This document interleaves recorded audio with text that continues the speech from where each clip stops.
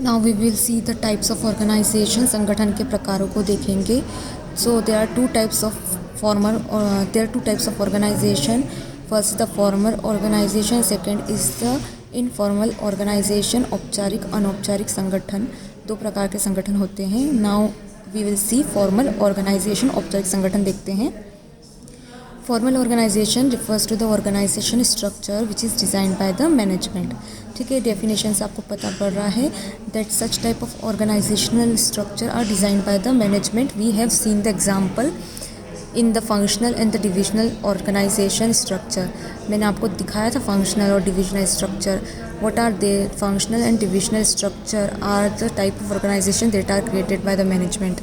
ठीक है, so a formal organisation can be divisional और can be functional. Functional structure भी हो सकता है जो कि कार्य की जो गतिविधियाँ उसके हिसाब से बनाया गया हो, या डिविजनल स्ट्रक्चर भी हो सकता है जो कि प्रोडक्ट लाइन के हिसाब से बनाया गया हो। ये कौन बनाता है? टॉप मैनेजमेंट बनाता है। एडमिनिस्ट्रेशन क्या है? क्रिएट करता है कौन सी ऑर्गेनाइजेशन को? Formal organization. क्यों क्रिएट करता है? ताकि जो भी उसके एंटरप्राइज का जो गोल है उसको अचीव किया जा सके।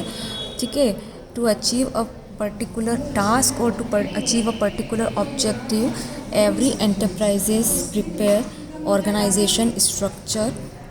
ठीक है, उस टाइप के ऑर्गेनाइजेशन स्ट्रक्चर को हम कौन सा स्ट्रक्चर बोलेंगे? फॉर्मल ऑर्गेनाइजेशन स्ट्रक्चर कहेंगे। It specifies clearly the boundaries of the authority and responsibility. इस टाइप के स्ट्रक्चर में क्या होती है? अधिकार दिए जाते हैं और दायित्व दिए जाते हैं, अथॉरिटी और रिस्पॉन्सिबिलिटी दी जाती है, और उसकी जो है बाउंड्रीज भी डिसाइड की जाती है कि कितना अधिकार किस व्यक्ति को कितना अधिकार है। टॉप मैनेजमेंट में क्या क्या अथॉरिटी है, मिडिल लेवल मैनेजमेंट में क्या अथॉरिटियाँ हैं और क्या रिस्पॉन्सिबिलिटियाँ हैं। सिमिलरली लोअर लेवल मैनेजमेंट को क्या क्या अथॉरिटी है, क्या क्या पावर लेने की जो है उनको क्षमता दी गई है। अब हमें क्या होता है? फॉर्मल ऑर्गेनाइजेशन में एक डिवीजन ऑफ वर्क होता है, काम को बांट दिया जाता है। एंड इसके कारण क्या होता है? कोऑर्डिनेशन आता है, क्योंकि जब आप जो है अथॉरिटी डिवाइड हो गई है according to the work, and responsibility भी दे दी गई है, अकाउंटेबिलिटी भी दे दी गई है कि अगर कोई गलती होगी तो ये बंदा अकाउंटेबल होगा। तो एक दूसरे से क्या होता है? सब लोग अपने कोई कन्फ्यूजन क्रिएट नहीं होता है because of the division of the activity, और उसके कारण कोऑर्डिनेशन और समन्वय स्थापित होता है। तो हमने फॉर्मल ऑर्गेनाइजेशन देखा। इसके बारे में और आपको जानकारी दे दूँ तो फॉर्मल ऑर्गेनाइजेशन आपको हर बिज़नेस में देखने को मिलती है। कोई भी एंटरप्राइज, कोई भी इंडस्ट्री में जब आप जाएंगे तो आपको वहाँ पे लोग काम करते हुए दिखेंगे। आपको अलग अलग पोस्ट दिखेगी जहाँ पे लोग जो है अलग अलग काम को संभाल रहे होंगे। अकाउंटिंग की पोस्ट देखिए आपने, जो सेल्स मैनेजर है वो होते हैं, जनरल मैनेजर होते हैं जो उनके ऊपर होते हैं। ठीक है, और नीचे वर्कर्स होते हैं। ये सब क्या है? ये सब एक ऑर्गेनाइजेशन स्ट्रक्चर है, और ये एक एंटरप्राइज का या किसी इंस्टीट्यूशन का स्ट्रक्चर है to achieve a particular goal, achieve करने के लिए कोई पर्टिकुलर गोल। ठीक है, तो आपने उसमें ये भी देखा होगा कि कोई भी एंटरप्राइज होती है तो वो अपने नियम कानून भी बनाती है, और उन सभी नियम कानून का पालन वहाँ जो भी कार्य कर रहे लोग हैं उनको जो है उसका नियम का पालन करना होता है।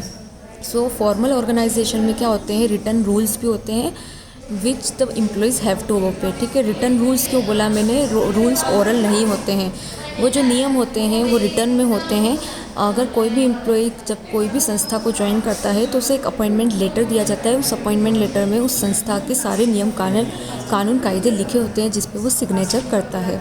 तो इस टाइप की ऑर्गेनाइजेशन में क्या होते हैं? रिटन रूल्स होते हैं। दूसरा, फ्लो ऑफ कम्युनिकेशन भी यहाँ पे क्या होता है? डिटरमाइन किया जाता है, मतलब पहले से निर्धारित रहता है कि जो संप्रेषण होगा वो किस तरीके से होगा। क्या कोई भी किसी से बात कर सकता है? ऐसा नहीं होता है। फॉर्मल ऑर्गेनाइजेशन में कम्युनिकेशन की जो लाइन होती है वो भी डिसाइड होती है पहले। आपको मैंने स्केलर चेन दिखाया था, उसमें बताया था कि सबसे ऊपर टॉप मैनेजमेंट वाला जो इंडिविजुअल है वो पहले मिडिल लेवल मैनेजमेंट तक अपनी बात पहुंचाता है, फिर middle level management lower level तक पहुंचाती है। यहाँ लोअर लेवल मैनेजमेंट सीधे टॉप लेवल मैनेजमेंट तक नहीं पहुंचाती बात, उसको भी पहले मिडिल लेवल मैनेजमेंट तक पहुंचाना पड़ता है, फिर टॉप लेवल मैनेजमेंट तक वो बात पहुंचती है।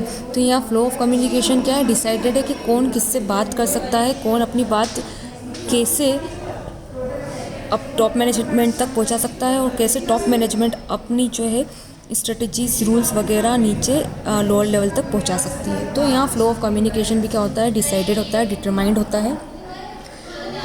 इसके सिवा आप देखेंगे औपचारिक संगठन के अंदर, तो औपचारिक संगठन जो होता है वो जो है अपनी पर्सनल नीड्स के कारण नहीं बनाया जाता है, वो बनाया जाता है कोई उद्देश्यों की प्राप्ति के लिए, जो कि एक बिजनेस का या उस इंस्टीट्यूशन का उद्देश्य है उसके लिए। मतलब यहाँ कार्य किया जाता है, काम किया जाता है। In formal organization work are given and work are done by the different members. तो ये भी एक फीचर है इसका कि ये जो फॉर्मल ऑर्गेनाइजेशन है ये काम को कंप्लीट करने के लिए बनाई जाती है, to accomplish a particular goal और to complete the task. This type of organisation are created. अब हमने फॉर्मल ऑर्गेनाइजेशन देखी, अब हम इसके थोड़े से जो है एडवांटेज डिसएडवांटेज भी देखेंगे, तो आपको और अच्छे से क्लियर होते जाएगा। इसके साथ में लाभ हानि देखने के साथ साथ मैं आपको इसके जो है फीचर जो है उसका PDF दे दूँगी बाद में। उस PDF से आप जो है इसके फीचर्स या बोलेंगे तो विशेषताएं पढ़ सकते हैं, तो आप उसको एक बार पढ़ लीजिएगा, तो हो सकता है आपको और अच्छे से क्लियर हो जाएगा। अब आगे बढ़ते हैं।